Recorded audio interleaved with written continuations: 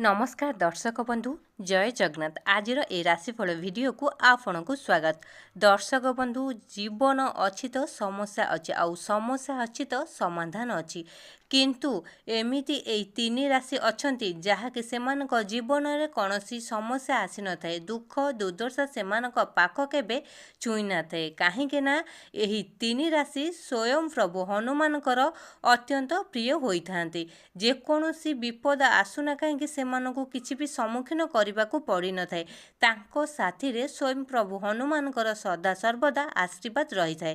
तो दर्शक बंधु आपण माने जदि आम चैनल नुआ अछंती तो निहाती आम चैनल को सब्सक्राइब कर दियंतु जहा फल कि आमर प्रथम नोटिफिकेशन आपण पाखरे जाई पहुंची पारिबो एवं आपण राशि हुए तो यही हनुमानकर प्रिय राशि भितर थाई पारे आपण माने एही राशि विषय जानि परिबे। दर्शक बंधु एबे आसंतु जानिबा हनुमानकर केउ तीनोटी राशि अति प्रिय होइथाए। तो प्रथम भाग्यशाली राशि होउसंती मेष राशि।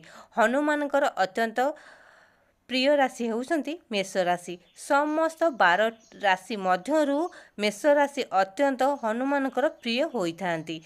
प्रभु हनुमान सबुठारु अधिक मेष राशि उपरे कृपा वर्षा करिथांती। जदि एही राशिर व्यक्ति मानक जातक उपरे कौनसी असुविधा आसे ताहले प्रभु हनुमान तुरंत एही असुविधा को निवारण कर दियंती। प्रभु हनुमान का आशीर्वाद एही राशिर लोक माने सदा सर्वदा बुद्धि एवं चतुरता लाभ करिथांती। प्रत्येक क्षेत्र में सफलता प्राप्ति करती ता सहित समाज रे मध्य भल व्यवहार करि जानि थांती। जदि एही राशिर लोक माने कौनसी असुविधा रे पड़ती ताहले हनुमान निजे एही समस्या को समाधान मध्य कर दियंती। एही लोकों को साहाय्य करने को सदा सर्वदा हनुमान का आशीर्वाद सेमानक पाखरे थाए। एही लोक माने अधिक इच्छा शक्ति रही था एवं सेमानक पाखरे जेकोसी परिस्थिति आसुना कहीं सेमाने सेकु संभाली नहीं थांती। आ सहित मेष राशि व्यक्तिंकर अत्यंत धैर्य एवं आयत रखिबा क्षमता मध्य अछि। सेमाने सर्वदा जीवन रे अर्थर अभाव केबे पाआंती नाही।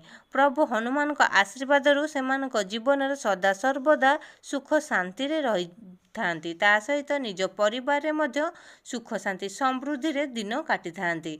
प्रत्येक क्षेत्र में सफलता पाइबा सहित कर्म क्षेत्र मध्य अत्यंत प्रशंसार पात्र हुअंती एवं चाकरी क्षेत्र में सेमाने सबुठारु ऊर्ध्वरे थांती। प्रतिटी कार्य सेमानकर शुभ एवं मंगलमय होइଥାଏ स्वयं प्रभु हनुमानक शुभ आशीर्वाद रु।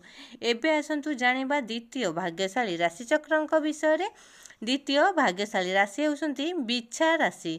बिच्छा राशि व्यक्तिंकर अत्यंत शुभ समय चलवाक जाऊँगी स्वयं प्रभु हनुमान शुभ आशीर्वाद रु। ता सहित यही राशि लोकों उपरे सदा सर्वदा हनुमान कृपा दृष्टि पड़ी था। बिच्छा राशि लोक माने अत्यंत जीवन में केबे हारिबा शिखि न थांते। से प्रतिटी कार्य को महत्वपूर्ण सहित करि पारंती।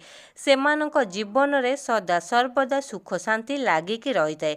बंधु एवं परिवार वर्गों सह सेमाने सुख शांति समृद्धि रे दिन बितांती। प्रतिटी कार्य एही बिच्छा राशि व्यक्तिंकर शुभ हेबा सहित मंगलमय हेबा पई जाउछि स्वयं प्रभु हनुमान को शुभ आशीर्वाद रु।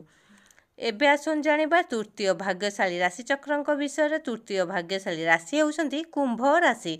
कुंभ राशि व्यक्ति अत्यंत स्वयं प्रभु हनुमानकर प्रिय होइथांती। कुंभ राशिर व्यक्ति मानक जीवन में केबे भी कौनसी दुर्घटना बा विपद आसी न थाए कारण सेमाने से अति सहजरे सामना करि देइथांती। एही राशिर लोक माने सर्वदा हनुमानकर आशीर्वाद प्राप्ति करिथांती। जदि सेमानक जीवन में कौनसी समस्या आसिला सेमान सुरक्षा मध्य स्वयं हनुमान निजे देइथांती। प्रभु हनुमान कृपारु सेमानकर बिजनेस वाणिज्य प्रचुर प्रचुर टंका इन्वेस्ट होइबा सहित धन रोजगार बाट अत्यंत सेमानक जीवन में शुरू होता है। ता सहित सेमानक जीवन में धन आसबार बाट मध्य खोली जाइए एवं प्रचुर प्रचुर अर्थ सेमाने रोजगार करती। ता सहित ए कुंभ राशि व्यक्ति माने बिजनेस वाणिज्य रे स्वयं प्रभु हनुमान कृपारु प्रचुर प्रचुर टंका इन्वेस्ट करने सहित समाज रे मान सम्मान जस बुद्धि करिथांती। सेमाने केबे भी धन रोजगार करिबार सुजोग हाथ छड़ा करती नाही। सेमाने जानती कि किपरि प्रत्येक सुजोगर फायदा उठेबे। समाज रे सेमान अधिक प्रति कार्य सफलता प्राप्ति हुअंती एवं स्वयं प्रभु हनुमान शुभ आशीर्वाद यही कुंभ राशि व्यक्ति उपरे सदा सर्वदा रही है। प्रभु हनुमान कृपारू यही लोक मैंने अग्रगति करती।